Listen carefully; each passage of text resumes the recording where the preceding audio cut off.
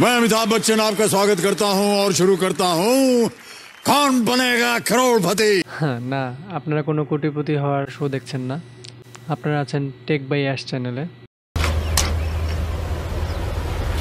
Wait a minute.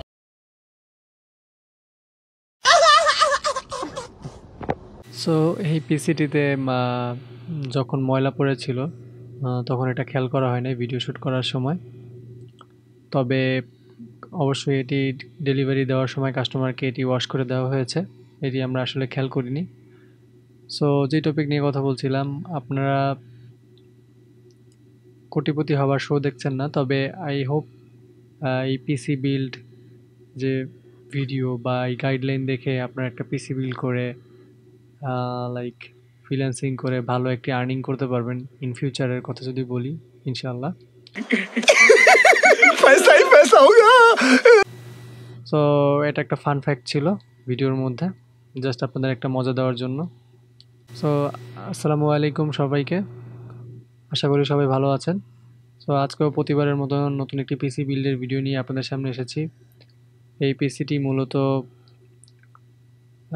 দুটি ক্যাটাগরিতে এই পিসিটি সাজানো হয়েছে। একটি হচ্ছে নর্মাল কাস্টমার যে পিসিটি নিয়েছে সেই অনুযায়ী, আর একটা হচ্ছে আমার রেকমেন্ডেশন অনুযায়ী একটি পিসি আপনাদের সাজেশন দিয়েছি এটার মধ্যেই। সো আমি আশা করি এইভাবেই ভিডিওগুলো মেক করতে থাকবো যাতে করে আপনাদের সুবিধা হয়। সো প্রথম যেই বিলটি করা হয়েছে সেটি হচ্ছে কাস্টমারের বিল্ড অনুযায়ী। আমি জাস্ট কাস্টমারের বিল্ডের ভিডিওটি দেখাচ্ছি, বাট এটার সাথে সাথে একটা সাজেশন দিব যেটি দিয়ে আপনারা বেটার সাজেশন পাবেন আশা করি। নর্মালি কাস্টমার যেই পিসিটি বিল্ড করেছে সেটি হচ্ছে আপনার 30,000 টাকার মধ্যে। এই পিসিটি হচ্ছে রাইজেন 5-এর 3400G দিয়ে, যেটি দিয়ে আপনারা মোটামুটি সব ধরনের গ্রাফিক্স ডিজাইনিংয়ের কাজ করতে পারবেন এবং ফ্রিল্যান্সিং শুরু করতে পারবেন এটা দিয়ে। এবং আমি যেই পিসিটি রেকমেন্ডেশন করেছি সেটি হচ্ছে আপনার 26,000 টাকার মধ্যে। এই পিসিটিও রাইজেন 5 3400G দিয়ে, বাট একটু কাট সেট করলে আপনারা এই পিসিটি 26-এর আশেপাশে নিতে পারবেন। সো দুইটা পিসির কম্পোনেন্টসগুলোই সেমই, জাস্ট কিছু প্রোডাক্ট একটু কম্প্রোমাইজ করা হয়েছে। আপনাদের কাছে আরও বেটার কোনো সাজেশন থাকলে সেই অনুযায়ী আপনারা বিল করতে পারেন। সো গাইস, মূল ভিডিওতে প্রবেশ করা যাক। প্রথমত এই পিসিটিতে যে কম্পোনেন্টসগুলো ইউজ করা হয়েছে, যেই কম্পোনেন্টসগুলো কাস্টমার নিয়েছেন সেটি হচ্ছে প্রসেসর হিসেবে এটিতে ইউজ করা হয়েছে AMD Ryzen 5 3400G প্রসেসর, যেটি হচ্ছে with Radeon RX Vega 11 graphics দিয়ে, এবং এর কোর হচ্ছে 4টা এবং থ্রেড হচ্ছে 8টা, এবং এর ক্যাশ মেমোরি হচ্ছে 4 MB ক্যাশ মেমোরি। তো প্রসেসরটির প্রাইস বর্তমানে বাংলাদেশের মার্কেটে 7,200 টাকার আশেপাশে, এবং মাদারবোর্ড হিসেবে ব্যবহার করা হয়েছে গিগাবাইটের B450MK AMD মাদারবোর্ড, যেটি হচ্ছে AM4 সকেটের একটি মাদারবোর্ড। এটির প্রাইস বাংলাদেশের মার্কেটে পেয়ে যাবেন 8,200 টাকার আশেপাশে। র্যাম হিসাবে একটি র্যাম স্টিক ব্যবহার করা হয়েছে যেটি হচ্ছে কোরসিয়ারের 8GB 3200 বাসের হিটসিং সহ, যার বর্তমান মার্কেটে 2500 টাকার আশেপাশে পেয়ে যাবেন। এবং SSD হিসেবে ব্যবহার করা হয়েছে Acer FA100 512GB M.2 NVMe, যার বর্তমান বাজার মূল্য 5,299 টাকার আশেপাশে। পাওয়ার সাপ্লাই হিসেবে ব্যবহার করা হয়েছে ভ্যালুটপের VT-AX500 real 500 watt ATX power supply, যার বর্তমান মার্কেট প্রাইস 3,100 টাকার আশেপাশে।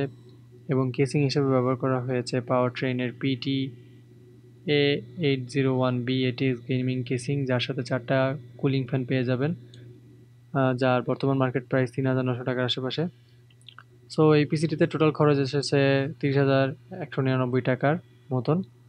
অবশ্যই আপনারা যখন যেখান থেকে কিনবেন সেখান থেকে ডিসকাউন্ট পেলে থেকে কিছু কম অবশ্যই পেয়ে যাবেন।